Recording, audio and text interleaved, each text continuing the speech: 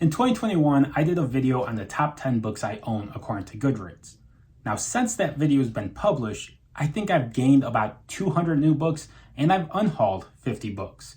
So some of the books that were in that list, I don't own anymore. And then a lot of others have gotten beaten out by the new books that I've gotten. So I decided it's time to update that list. Now, we all know Words of Radiance by Brandon Sanderson is basically the top rated book on Goodreads. So I'm not going to include Words of Radiance because we all know that would be number one. In fact, I'm not going to include any of the Stormlight Archive books. Besides that, every other book is eligible, but I am going to limit it to just one book per series. So an author can show up multiple times as long as they have written more than one series. I also realized that in my top 10 books is one nonfiction book. So I am going to include the nonfiction book, but I'm going to exaggerate and end up doing a top 11 instead of top 10. So you still get 10 fantasy books. So without wasting any more time, let's get started. Coming in at number 11, kind of a tie for number 11, is Patrick Rothfuss's The Wise Man's Fair. This is book 2 of the Kingkiller Chronicles. It has a rating of 4.55 with about 518,000 ratings. I am not all that surprised that this is on the list. It was a very good book. There is one part that drags on and just goes on too long, and if you've read it, you know the part I'm talking about. But other than that, it was absolutely fantastic. I think I liked The Name of the Wind a little bit better, but I could understand why book 2 would have a higher rating because people who didn't like book 1 didn't continue on with the series. Now, tied with Wise Man's Fair at 4.55, however, this has 828,000 reviews, so I put in the number 10 slot, is The Lord of the Rings, The Return of the King, book 3 of the series.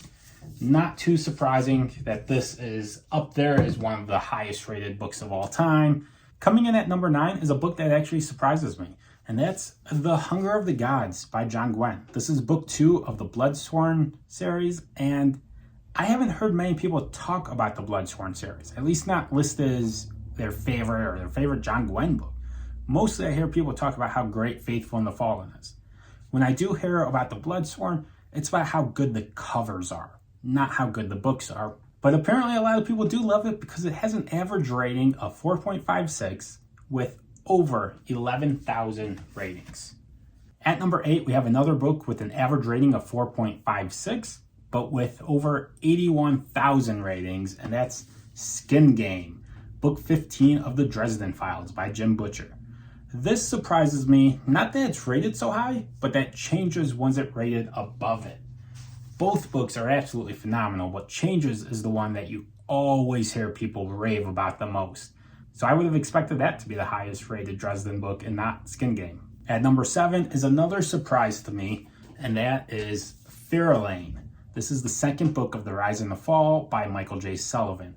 It has an average rating of 4.58 with 2,300 reviews. So a lot less reviews than some of these other books do, which obviously is what's factoring into the high rating. I'm sure as this gets read more, that rating will probably drop down a little bit. I've read everything Sullivan has published so far, and Fairlane to me was about middle of the pack. It is unique in what he's written. It's much more character focused than all of his other works, which is actually a reason why it kind of surprises me it's rated this high. I imagine a lot of the people that have read Fairlane read all of Raya Revelations and Legends of the First Empire and still rated this as one of their favorites. So I was a bit surprised by that, but very good book nonetheless. The next book is another one. Not only does it surprise me, it kind of upsets me that it's on this list. I don't think it's nearly deserving of this. But at number 6, we have Tress of the Emerald Seas by Brandon Sanderson, Secret Project number 1. It has an average rating of 4.59 with about 28,000 ratings. Now, if I was doing a Cosmere tier ranking, Tress would be the bottom of all of the Cosmere novels I've read. So I don't get why this is the highest Cosmere novel outside of Stormlight Archive.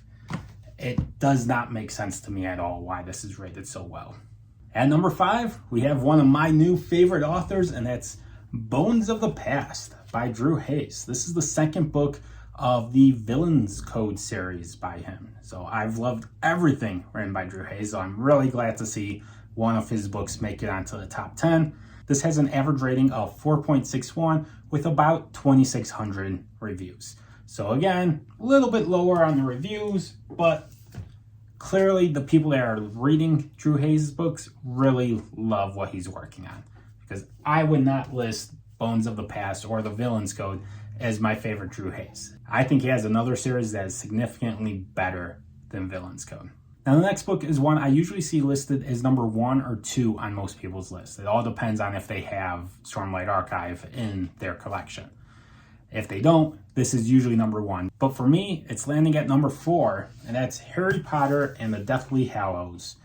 This has 3.5 million ratings, so by far the most ratings of any book on this list, with an average rating of 4.62. So just barely beat out Bones of the Past. At number 3 is not only my favorite nonfiction book, but one of my favorite books of all time, and that is Just Mercy by Bryan Stevenson. This has an average rating of 4.63 with about 213,000 ratings. So it's very well read. I usually describe Just Mercy as being the nonfiction version of To Kill a Mockingbird. At number 2 is one I probably actually won't get to for a couple of years, and that's Assassin's Fate by Robin Hobb. This is the last book in Realm of the Elderlings. I'm not surprised that Realm of the Elderlings has an entry on this list, but I was surprised that it was from the Fitz and the Fool series. Everything I've heard, or at least most of the people I've talked to, pretty much all have liked Tawny Man significantly better than the Fitz and the Fool series. But it does make sense that people would rate this one highly. It is book, I think, 15 or 16 of Realm of the Elderlings, so people who have read it have been very committed to the series, so it's going to naturally get a high rating because no one's going to stick through that long of a series if they're not enjoying it. But overall, 4.65 average rating, so again, step up from books 3 and 4 on this list, with about 36,000 ratings overall. And then coming in at number 1 is one of my favorite authors, and that is Drew Hayes, back on this list again with Superpowered Year 4. This has an average rating of 4.68, so a huge step up from everything else on this list, with about 6,500 ratings overall. So it definitely still has room to grow in ratings, but the people that have read Drew Hayes books have loved them. I am shocked Drew Hayes is not more popular on book 2 because of how good his books are and how fun they are. Like I said with Bones of the Past, I've loved everything he's written, and Superpowers I do think is the highest quality series he has, and I've heard each book gets better, and the ratings on Goodreads reflect that. I've given the first 3 books in the series 5 stars, and I'm sure, like most people, this is going to end up being my favorite overall. So those are my top 11 books I own, with Words of Radiance actually beating all of them out with an average rating of 4.76, ridiculously high for having almost 300,000 ratings on Goodreads. It's just absolutely ridiculous that it's rated that high. But either way, these are my top 12 books that I own according to Goodreads. Let me know which of these books would you list as your favorite. And until next time, bye.